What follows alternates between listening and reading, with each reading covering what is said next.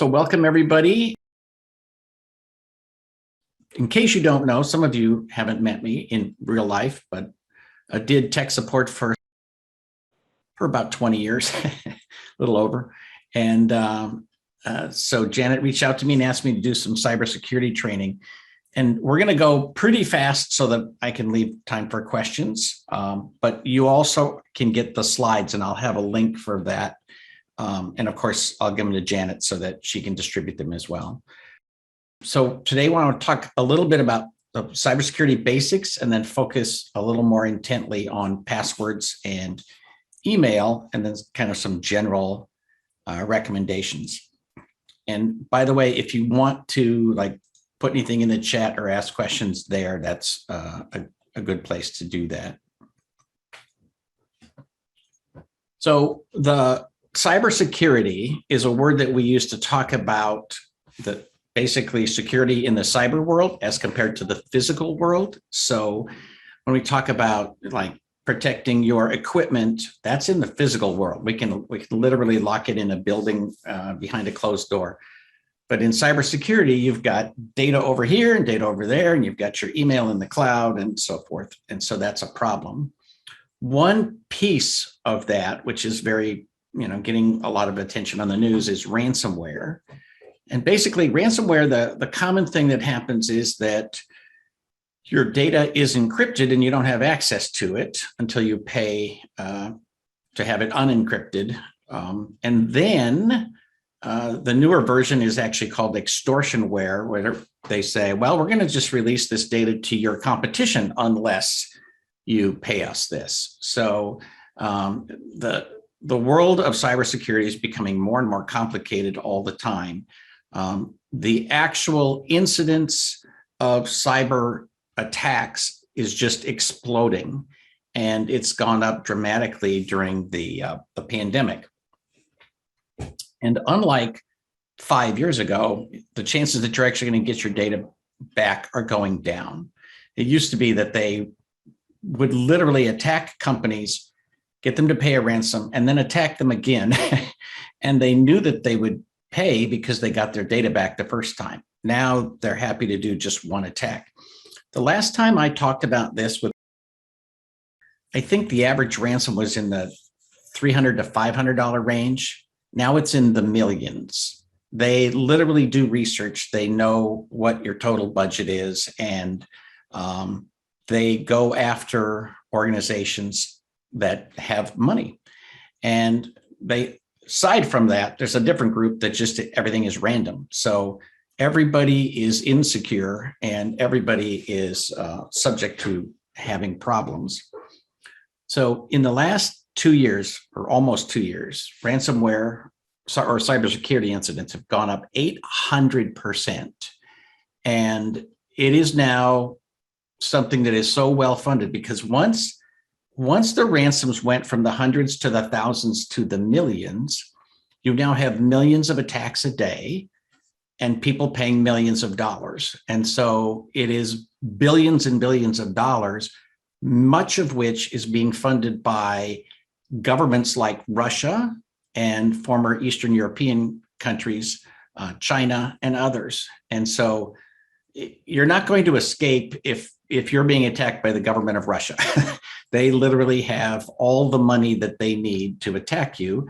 And when the ransoms got that high, they also started hiring AI programmers, artificial intelligence programmers, who get paid $250,000, $300,000 salaries to just sit in cubicles and think of good ways to get you to click on something you shouldn't so that they can get your money. So it's a very sad situation, to be honest. And this one site, which I've got a link here, called informationisbeautiful.net. If you go to this page and you scroll down, you see that 5 years ago, 8 years ago, the attacks were much smaller and the number of breaches were smaller, but they're just growing and growing. And of course, there are companies like Facebook that when they get hit, it's 500 million records compromised at once. And when you look at some of these, you say, well, wait a minute, Target is on there. And I got a card at Target, or I got a card at JCPenney or Marriott or whoever, Equifax. And so pretty much you can guarantee your data is out there somewhere. And, it's just a matter of what are you going to do about that? So when we look at cybersecurity, you have to ask, well, what are we defending? Why do we care about them getting a hold of this data, which you say it's just our information? Well, your data isn't really your data. In your case, your data includes the records information about all of your members and their addresses and so forth. And so you need to be able to keep that from prying eyes. So that's the confidentiality piece. You also need to make sure that somebody doesn't get in and change the data or delete the data. And that's another thing that happens with cybersecurity incidents. And finally, you have to have availability. And there's several pieces to this. You may have heard of denial of service attacks, where they attack some company that provides services to everybody else. So when Google gets attacked, everybody else doesn't have access to the Google services that are being attacked, right? And so it could be as simple as that, which is actually outside of your organization altogether, or it might be ransomware, where they encrypt your data and you don't have access to your own data. And so we have to figure out what to do about those things. One of the interesting stats that's developed, and this stat is 2 years old, almost 2 years old, but so I'm sure the number is larger now. The average number of days between when a system is breached and when it's discovered that it was breached is 206 days. So that's almost 2/3 of a year go by before people figure out that something is in their system. So how does this stuff get in the system? Well, you've all seen those emails that you're not supposed to click on, and with luck you never do.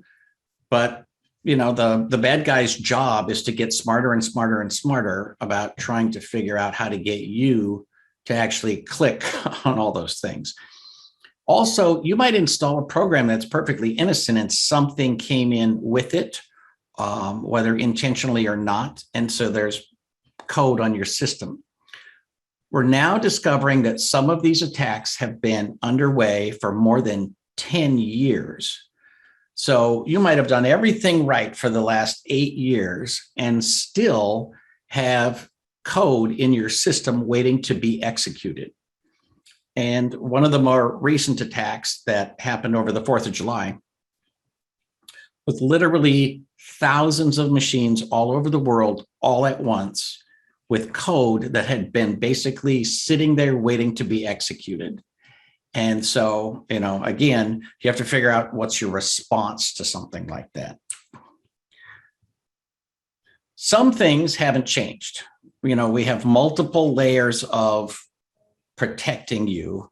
Obviously, the easiest one is a firewall, but the weakness of the firewall is obvious from looking at where everybody is sitting right now. You're sitting at home, right? A lot of people are working from home and they're not behind the company firewall. And so you could say, well, I connect into my remote desktop. Well, that's cool, except that you also collect email, which doesn't go through there, and you connect to your services online, which don't go through your company firewall, and so forth. So we can put antivirus on everything, and we can make sure things are patched and fixed and updated. And to be honest, the last two items, the policies and the patches, are probably the most important thing that we can do today. Make sure everything is patched and fixed and updated, and make sure that the human piece of it is as strong as possible. So what some companies call the human firewall is the most important part, which is actually why we're here today. So let me chat a bit about passwords. And this is something that the philosophy is almost reversed of what it was 10 years ago. 10 years ago, you were told to change your password every 30 days or every 60 days or whatever. And now one philosophy is you don't really need to change it. What you need to do is have a really big password, really complicated, impossible to remember even for you, and then add other things to that. So this is the most recent version of this table about how long it takes to break in, depending on the length of your password. And of course, this also depends on how much computing power is thrown at it. If you take 1,000 supercomputers in Russia and put them against your password, these numbers are going to get smaller, and the break-in is going to be faster. So this sample password here in purple is just literally, I went to my password generator and I pushed a button and that came out. And that's the kind of passwords you should all have. Dog and cat and your spouse and your hometown are no longer options. And even if you say, well, I'm going to spell November with a 0, well, trust me, that's in a dictionary, and all of the automated systems know about that. So you should have unique passwords on everything you do. Certainly your bank and things like that, it's easy to convince people of that.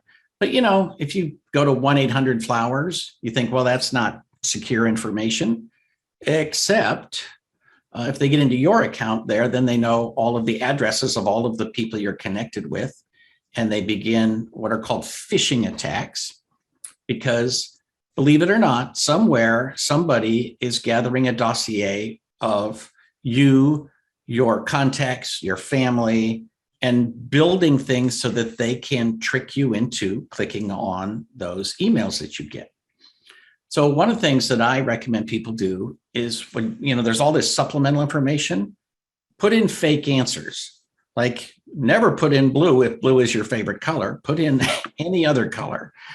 Make up a name for your pet when you were young, and make up a name for the street that you lived at when you were young, and enter that fake information into those systems so that they can't engineer this stuff. And because it's as simple as it sounds, it is done all the time. If your favorite color is blue on one site, it's probably blue on a different site. And if you have a favorite password that you use all the time, it's probably compromised and it's being used on several sites. And then, of course, you should use two-factor authentication, which we're going to talk about in a minute. Unfortunately, I'm here to tell you that the probability that you have already been compromised is extremely high. In fact, it's at this point nearly impossible for you not to have been compromised at some point. So if you go to haveibeenpwned.com, and there's no A in pwned, but if you go to this website and you put in your email, you will see, as you put in your home email, your work email, whatever, that it's probably been compromised more than once, and then it'll list up the sites where it's been compromised. So, like I said, it might have been Equifax from last year. It might have been Target from the year before that. Could be almost anything. And so they look at all these sites. Now, one of the things that's noticed, that's mentioned in the numbers here, is paste accounts. So paste accounts there are sites where people will literally say, oh, here's all these addresses from the Target attack, for example. Once those get published, these guys copy them and paste them onto public sites where they can be copied again, so that some other bad guy can come in and just copy and use those addresses for the next attack. So in addition to just being compromised once, your stuff is literally being sold. And you might have heard of the dark web. It costs less than a penny to get your name and email address. And if they can add your home address or your shipping address plus a social security number, that's kind of the perfect storm. The only thing that they need really to steal your identity is your social security number, because the rest of it is out there somewhere on the internet. And if you are related or living with somebody who works for the state of California, your social security number has been compromised many, many, many times. It's literally impossible for it not to have been. So two-factor authentication, I'm sure most or all of you have got this in place on something, whether it's your bank or some other account. Basically, you get an authenticator from Microsoft or Google. And when you log into something, it says, oh, okay, like PayPal. You can enable it in PayPal. And then when you go to log in, it'll say, oh, generate this number. And there's a 4-digit number that changes roughly every 60 seconds.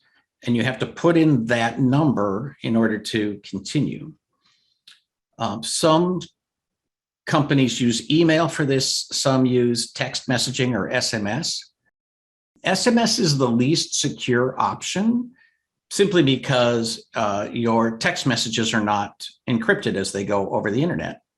So when you are engaged in that, you just have to know that's a slightly less secure, but somebody would have to be listening at that moment, at that specific time, trying to get into that site in order to compromise. But eventually, right, it's possible for them to get in. Are there any questions about SMS or anything else that I've talked about so far? Yeah, Carl. Yeah. You talked about what is it, password banks, password vaults. Any recommendations? My son uses LastPass, which I guess you have one password, then anytime you get in, it generates a brand new password for anything you're getting into. So that's actually the next slide. So these are just a handful of the popular password vaults.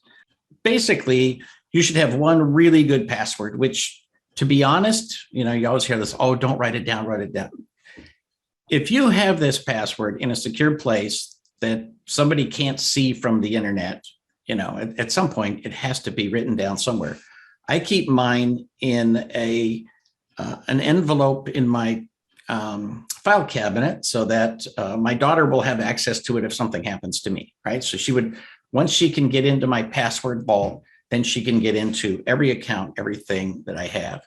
And it's been a few years now, but I've had over 1,000 passwords in my password vault for a long time, because there's so many things in your life where there's a password.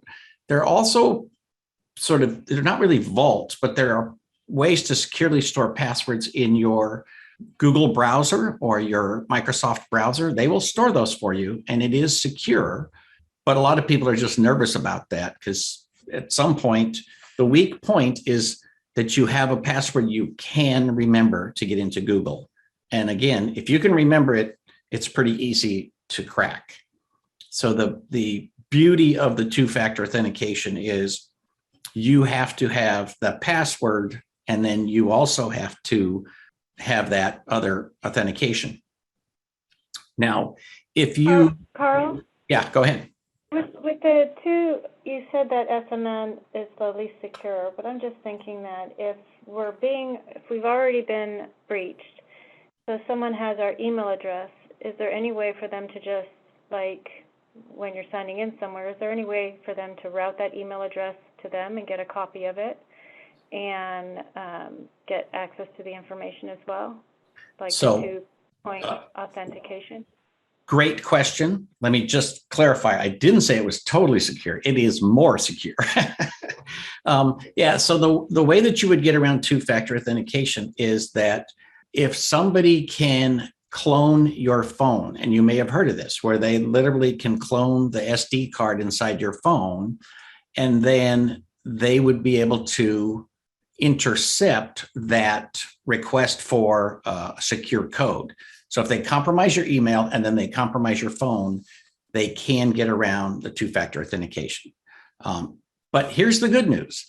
We're actually, in one sense, back to where we were 15 years ago, which is if you make it difficult enough, they will go somewhere else, right? One of the reasons why you get locked out of your computer when you enter your password wrong several times is that it stops a brute force attack, right? A brute force attack would be password, password, password. And after 5 bad passwords, they're locked out for half an hour. So they just go somewhere else. So with two-factor authentication, you're mostly hoping that nobody is specifically spending money to target you. Because if it's a random attack, they're probably going to go somewhere else. But if they decide to go after you specifically, they will. So it's more secure, but nothing is perfectly secure. And the next layer of this, Microsoft has something called Azure Active Directory, where they're actually getting rid of passwords and looking at a combination of things. Are you physically at a certain address? Do you have a certain IP address? Are you using a certain set of software? And in fact, their artificial intelligence is to the point of when you get up in the morning, do you open up this browser and then open up this program and then go to these 3 sites in this order within a certain amount of time? You actually have a behavioral fingerprint that Microsoft can keep track of, and they know that it's you and not some robot out there. So we're kind of at the beginning of the spy versus spy robot era of security. But that's kind of where we are now. Other questions? So the password vaults and password managers, these are all companies that you can go to, correct? Yeah. So your IT person. But they can get compromised as well, correct? Yes. So ultimately, anybody can be compromised. Now, these folks, like LastPass and so forth, they spend an incredible amount of money on security, but ultimately, they are probably more attacked than anybody on Earth today because they're the Fort Knox of passwords, right? Right, that's what I would think. So, but it's again spy versus spy. The good news is that everything in there to get to these sites is layer after layer of encrypted stuff that somebody's got to break through, and they keep changing it and fixing it and updating it. But again, it's a matter of, are you more secure or less secure?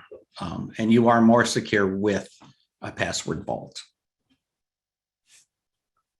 So, all right. So email security, and this is one where actually the good advice from 5 years ago is just as good, but the fact that we've had an 800% increase in attacks suggests that people haven't been paying attention to the good advice.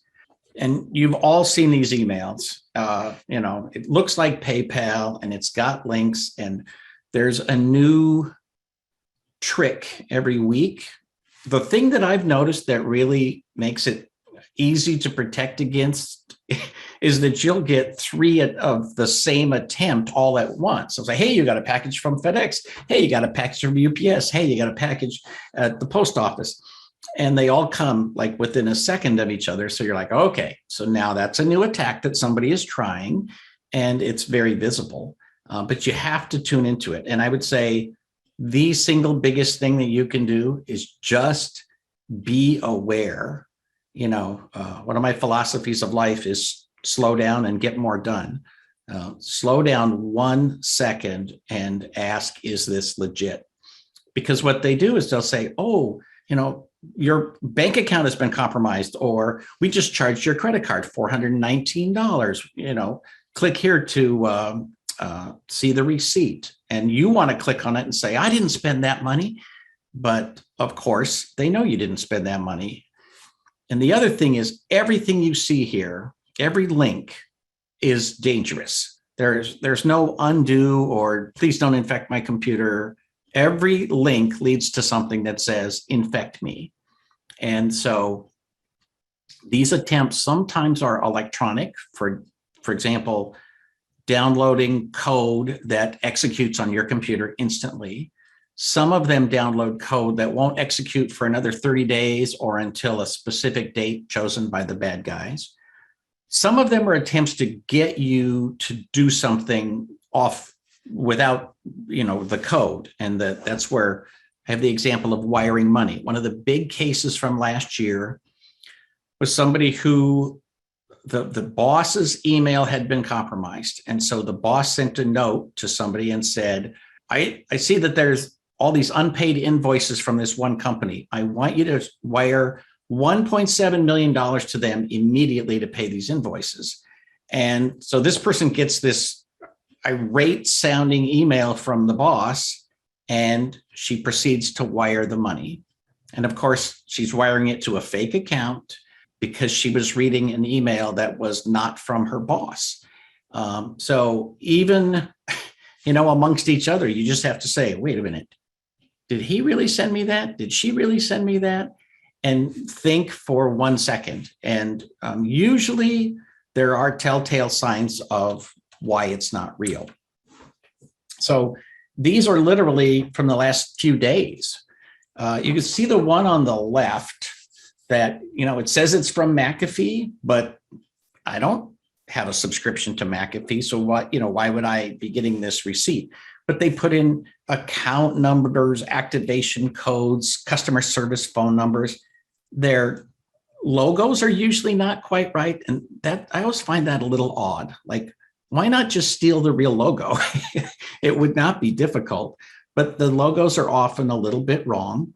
And then when you open the email, you see it's from a Gmail address. Well, McAfee's not going to send me anything from Gmail.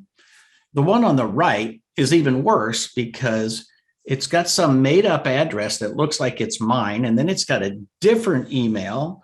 And then at the bottom, it says it's from Microsoft, which isn't any of the other things. So whenever you see anything like this, don't click anything. If you hold down the Alt button and press F4, it will close almost every program in Windows. If you're on a Mac, I don't know what the equivalent command is, but you just need to close these things without clicking on anything. And I've often thought about starting presentations like this by asking people, how many times has the bank actually called you and said, hey, I want to give you some money? Or, how many times has anybody actually, died and secretly they were giving you hundreds of thousands of dollars? Probably zero. And yet that's what people get tempted into. If you think there's a charge to your account that's not legit, close the email, go to your bank, you log in, you initiate it, you go investigate it. And if they're waiting on something from you, there's going to be a big notice in your inbox at your bank or wherever it is. So, just again, stop, take a minute and, go figure it out for yourself. Chances are you're going to find like, oh man, they're just getting better and better at these emails. And it is okay. A lot of people don't agree with me on this, but it's completely okay to delete email from people you don't know without opening it. And I always tell people that Janet's my favorite client of all time because I will send her something while we're on the phone and she will ask me, did you just send this to me? And that's exactly what I want. Right? I want somebody who doesn't assume that just because something popped up, it's legit.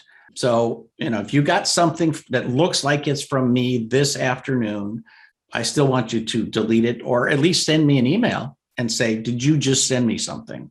But don't trust attachments. And, this is our business. This is how business is done. We send each other stuff all the time or links to a document, which is very common now. But when in doubt, delete it and ask them to resend if it's legit. And yes, it does slow things down a tiny, tiny bit. But if you spent 3 days having your entire system rebuilt because of ransomware, that would slow things down a lot more. So just be careful out there. And I hope you all know this, but basically when you get a link in an email, or in a website, you can float your mouse over top of it and the real link is going to show up. Be careful about that. Look at what the real link is. If you have a good email filtering system, it may anonymize those links. And so you just have to be careful. But again, it's just layers and layers of security. There are also what we call hidden extensions. I think the ability for Windows to hide extensions is one of the silliest things ever invented, because everybody knows what a JPEG is, and it doesn't make your life easier to not see that something is JPG versus GIF. But anyway, if you hide that, then what it might look like it's a JPG, but in fact, the hidden extension is the .exe, which is an executable. And you don't have to memorize this, but this is a list of some of the executable extensions that are out there. And probably the most important ones are old Word and Excel files that could have macros inside of them. A macro is just executable code. And so when you open this Word document, the code gets executed and it can do things on your computer. And so you just have to be very careful of that. Now, the newer Word docs that have been out for, I don't know, about 5 or 6 years now are 4 digits, and you'll see the DOCX or DOCM. If it has an M, it has a macro. And so you know that the DOCX does not have a macro in it, and that's something that you can open, assuming there's no hidden extension hiding something else. But this is one of these things where we can't expect you to memorize all of these and to be aware of them, but just be aware that they're out there and don't click on things if you don't know what they are. One of the big scams from a few years ago is to say, hey, this site has problems. You need to install an antivirus, and all this stuff pops up and things happen really fast. And it's really kind of scary. And so you say, oh, yes, protect me. And you click on a button and you have literally given it permission to install bad code.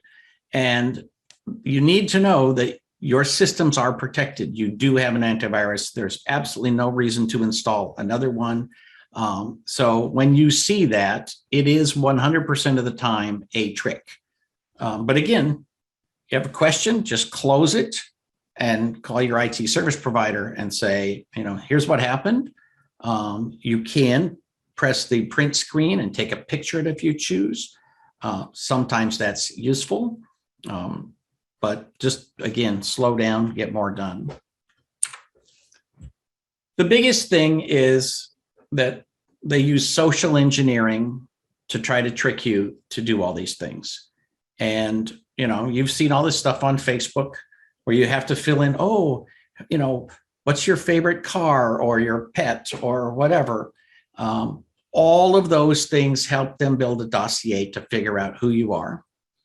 And so either lie to them, or better yet, don't fill out any of those polls on Facebook.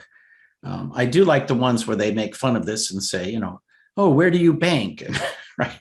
What's your account number? And if you take your Social Security and add 7, or, what's the number and what does it tell about your future, or whatever.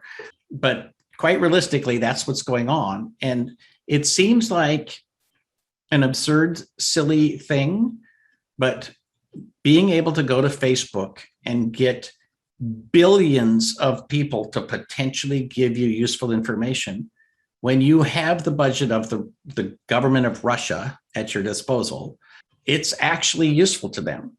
If they get 1 in a million people to click on something, but they're attacking billions of people, it is absolutely worth their while to spend the effort to put all this into a big database and keep gathering information.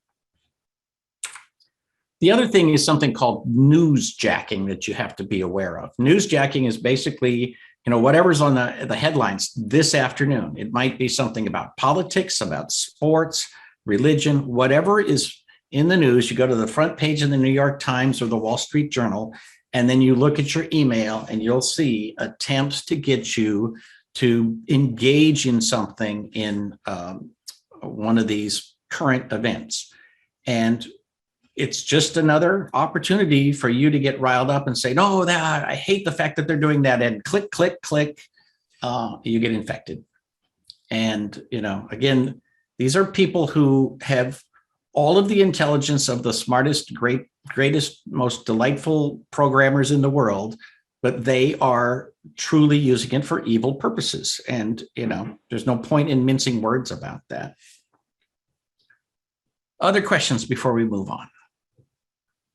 Would you find the newsjacking, like when you go to Google News or something like that? Those are, like you open up your Google account and it has news in there, and there's always these clickbait, things in there. But how do you find, what source are they giving you newsjacking? So where are you getting that pop-up from? Is it in your email? Is it in a browser? Where is it? What's really sad is it's at places that you should be able to trust. Like literally, you mentioned Google. You go to Google News or you go to the Microsoft News, and within maybe one or two clicks into anything there, you've seen these pages where it's like there's so many ads that you think, well, how can anybody actually read any of the news here, right? It's 1,000 things that they want you to click on something. And again, these folks have a budget. So they are literally buying fake news ads on NBC, ABC, CBS, Google, Microsoft, everything. And they just want you to click. The worst ones are where they will say, oh, this actress found out something horrible, and you click on it because you're interested in that actress, and or here are the 10 things that do this and that, and about the 8th one, that's where the bad code is, right? So anything that looks junky and cluttery with 1,000 things to click on, it's best to just close that page and go entertain yourself with something else. So I'm sorry, that's not good news. Other questions? All right, so let's talk about what you can do. So the first thing is assume that you will be attacked. Assume that you have been attacked. Actually, assume that there's bad code on your computer. And so if it starts behaving poorly, literally turn it off, unplug, reboot, just stop that code from executing. And, the big thing is that really large companies with really large budgets are the most prone to phishing attacks, but everybody should be aware, right? Like just because you're going to be attacked randomly and not with a spear phishing attack doesn't mean that you won't be attacked. So just be super, super aware of it. And again, the thing that we've done forever is you just have to have backups. They have to be tested. I always tell people, if you don't test your backups, you can't guarantee that you have a backup. And if you do get ransomware for whatever reason, you really need to rely on your backups and not on paying the ransom. You may have heard of this pipeline attack from a few months ago. It cost them millions and millions of dollars to clean up after they got their data back. They didn't get all of their data back, but then they had all of this other cleanup to do. And, they were just weeks of being out of business, basically trying to clean up from that. So you should plan what you would do. Like if you got ransomware today, what will you do? Who will you call? And what will be their first and second and third things that they will do? That you should have a plan. It's just like a fire or anything else. You can plan for it. You don't want it to happen, but this is the world that we live in. And unfortunately, you don't know what day it's going to happen. So you just have to be super attentive to it and have some kind of plan. The other thing, and you guys are really, really great at this, is that you don't have an office full of old, crappy hardware and software. So many offices still do. I just talked to somebody recently who was very proud that his computer on his desktop lasted 9 years. Like, holy smokes, I can't even imagine how horrible that is. Old hardware literally can't be secured. There are actually known bugs in Intel network cards and processors that cannot be fixed because there's no way to fix it without replacing the hardware. And so they will never be fixed. Those machines just have to go out of circulation. And so, new software can do something to help protect you, but the old machines with old hardware, there's just a limit to how secure they can ever be. Software is a little easier because it can be fixed to a point. But, when people say, oh, I love Windows 7, it's my favorite operating system, or I love Windows XP, that's great. But, and you can say, well, I don't call Microsoft for support. I call Tom or I call Carl. Okay, that's fine. But when it's no longer supported by Microsoft or other companies, that means it's not getting security updates. It might get some updates, but if it's not getting security updates, that means that there's holes out there that have not been patched. And ultimately, almost every ransomware attack takes advantage of a known hole in a system. They're even attacking old systems because, again, if you attack 1 billion users, some of them are still on Windows 7, some are still on Windows 8, some are still on XP, and those vulnerabilities are out there. And so they're constantly having to be updated. The other thing is sometimes you do something to a system and it disables a patch. So you have to verify that those patches are reapplied. And that's just a matter of having a really good policy on patch management.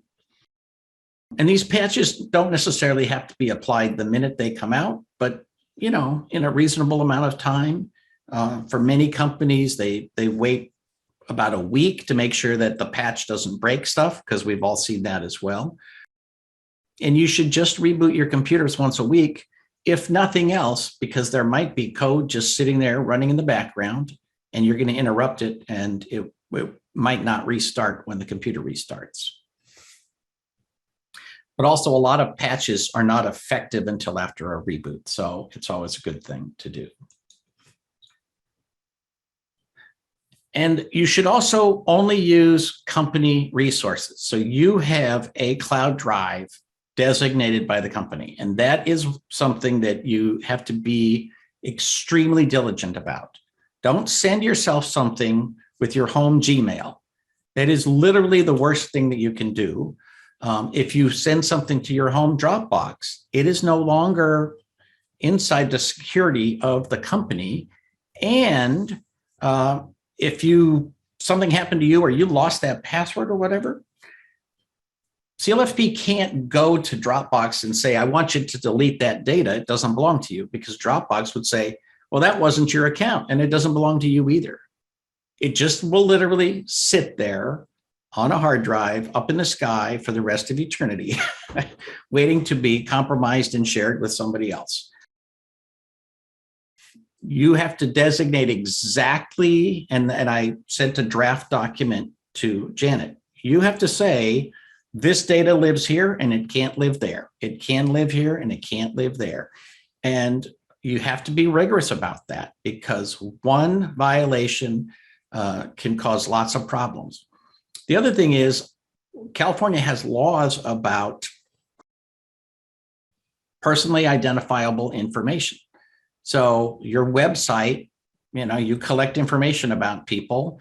At a minimum, what's your email and what's your name so we can get in touch with you? And, that's all the beginnings of what it takes to compromise their data.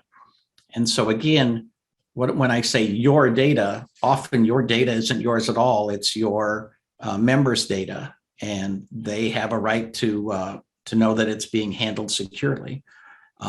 So there's always this sort of balance between productivity and security. And that's been true from day one. That's why people, in the old days used to say, oh, I don't want a password. It slows me down. Oh, okay. We don't hear that argument anymore, but two-factor authentication slows you down. Only using company email on a company-approved device slows you down, but it is the most secure way to keep it inside of the perimeters that can actually be secured.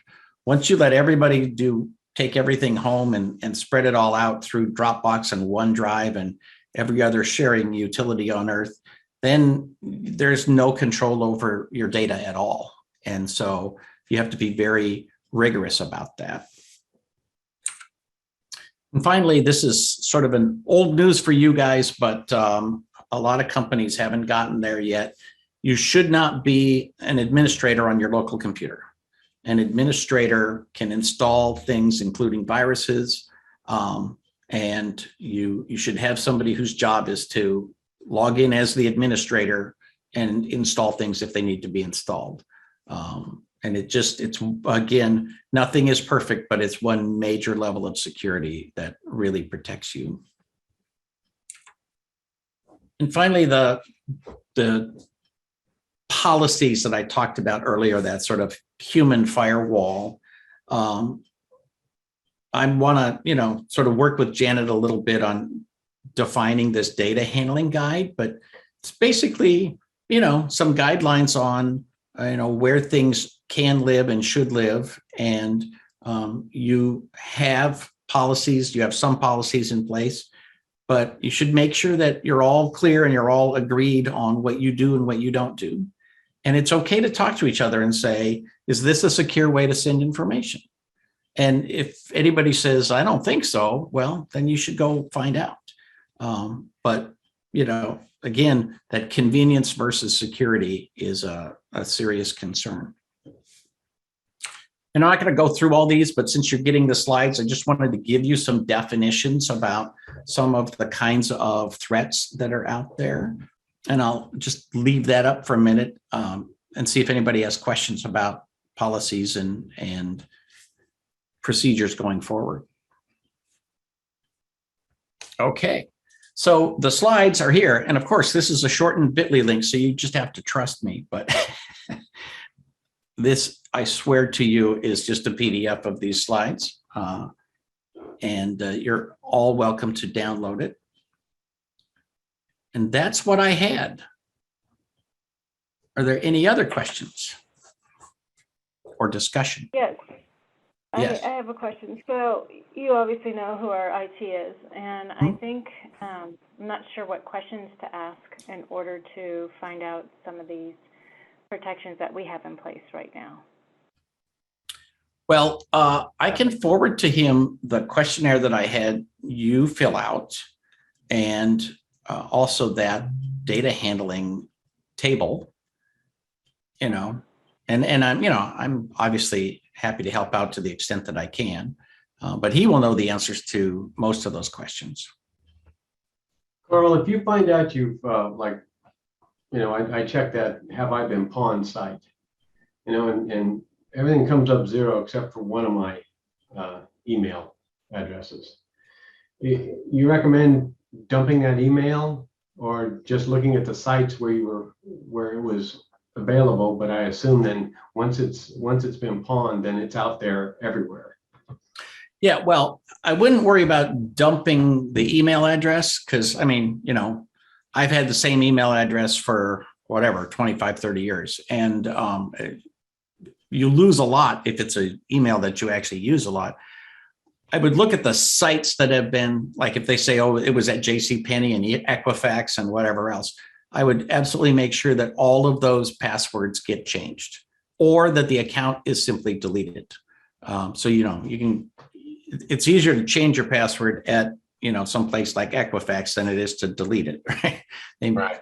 But, wherever it is. And, it just never hurts when in doubt. I have a list of like the most important places where I have a password, my bank, PayPal, Stripe, right? Those kinds of things. And when anything happens anywhere that makes me the least bit nervous, I go change all those passwords. So even though I have two-factor authentication, it's like, why not make the bad guys just start over? Because ultimately, if they beat against your password long enough, they will get in.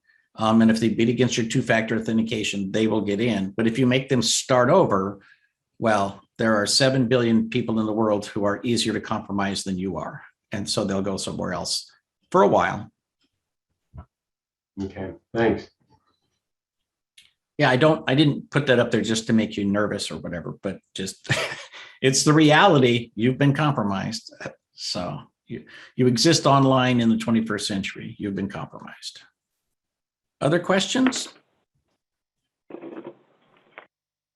There have to be people who are saying, I don't want to ask a question because it sounds silly, but trust me, if it protects your system, it's not a silly question. It's a question other people want to hear. Well, I mean, I know that we have drop boxes here that we need to obviously change, and not knowing at the time what the complications of it could be and stuff. But more importantly, I think there's a lot of things that we need to establish. We'll have to reach out to Tom, and that our cloud is still Jungle Disk, and I assume that that's still a viable protected place to information. Yeah, I mean, again, you should have one primary place, and that's the place where people go.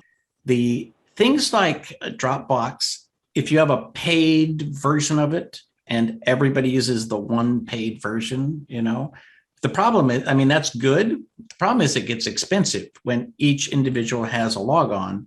It goes from free, which is completely insecure, to secure, but pricey, and you've already paid for something else. And I still love Jungle Disk. I still use it every day. But if you move to something else, that's cool.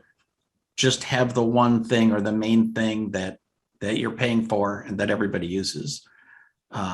Google Drive is another one where it's super convenient, but if you're not paying for it, the license agreement says that Google can use that data and in fact create derivative products from it. So the paid version is secure. The unpaid version, as they say, you are the product. So for our internal shared files are through that, but if we need to get something to another company, we'll log on and go to their FTP site or stuff like that. And it is instead of obviously giving them access to our right where we store our information. And so there are your suggestion would be to set up a account for mine. Yeah, so Dropbox. Yeah, the file sharing, whether it's Dropbox or ShareFile, which is owned by Citrix, there's several of them, and they are secure. But again, I would have one that you pay for that is secure, and that people use the one or the ones that you pay for. But if you can't have 52 paid accounts, right, on every service out there. So you got to pick one or two things that are the most convenient and make the most sense for you. And just, everybody's got to get in the habit of just using the one that you're paying for. Carl, we do have a paid version of Dropbox, and it's only really used by myself and our graphic designer when we're creating the magazine, because the files are so large sometimes. Right. So rarely does anybody else use it. So that's good. And they would go through you, Lisa, if they needed to, correct? Yeah, I mean, somebody might need to go in there and look at something to review. Yeah, and then we'd give them temporary access. And by somebody, I mean a staff person. Right. Uh-huh. Yeah, so that's totally fine. Again, the difference between paid and unpaid is usually about licensing and security. And so if you've got a paid version, again, that's their business model, is to keep that data secure, because they don't want to be in the headlines for a data breach if they can avoid it. So yeah, that's totally fine. Just clamp down on any, free accounts that people used because it was convenient. Well, I didn't know that this was an issue with Dropbox. So we got a paid account simply because our files were getting too large. We had to upgrade. Right. So it's a good thing that we did. Exactly. Yeah, I mean, I wouldn't have known either, Lisa. Yeah. And then how about things like Zoom? If we're not paying for Zoom and we're using it personally, is that a, because it's free if you're using it personally, but you have to pay for it on the company side. So we have obviously the paid accounts, and then some of us use personal accounts too, including myself. I've done that. Is that increasing the vulnerability?